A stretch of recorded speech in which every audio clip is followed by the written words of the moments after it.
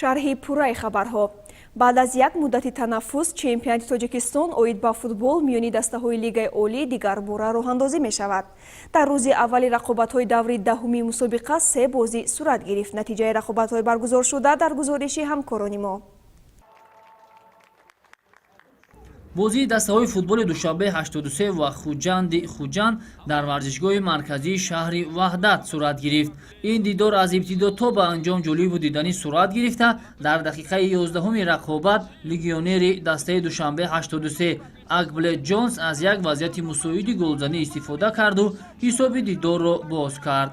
дар дақиқаи 21-уми рақобат тавассути иҷрои зарбаи ҷаримавӣ капитани дастаи хуҷанд Фатулло Фатуллоев таносубро баробар намуда ҳисоб 1-1 шуд. дар қисмати дуюми рақобат ба футболбозони дастаи хуҷанд имкон даст дод ки голи пирӯзиоварро ба дарвозаи душанбе 83 зада аз ғалабаи навбатии худ дар чемпионати Тоҷикистон истиқбол кунанд.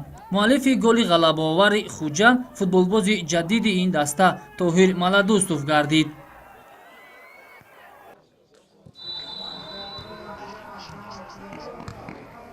дар даври даҳуми чемпионати Тоҷикистон оид ба футбол миёни дастаҳои Лигаи Олӣ ду дастаи шаҳри Душанбе Локомотив Помир ва Истиқлол байни ҳам повозмӯӣ намуданд. дар нафасҳои нахустини рақобат ба капитани дастаи Истиқлол Алишер Ҷалилов имкон даст дод ки тӯбро вориди тури дарвозаи дастаи Локомотив Помир сохта бадин васила ҳисоби дидорро боз кунад.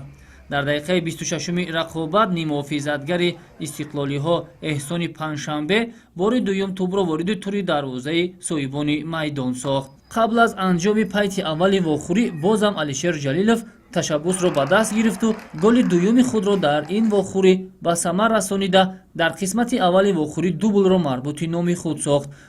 дар қисмати дуюми вохӯрӣ на ба футболбозони Истиқлол ва на ба рақибони онҳо дастаи Локомотив имкон даст надод ки ҳисобро тағйир бидиҳанд. ҳамин тавр дастаи Истиқлол тими шикастнопазири чемпионат боқӣ монд.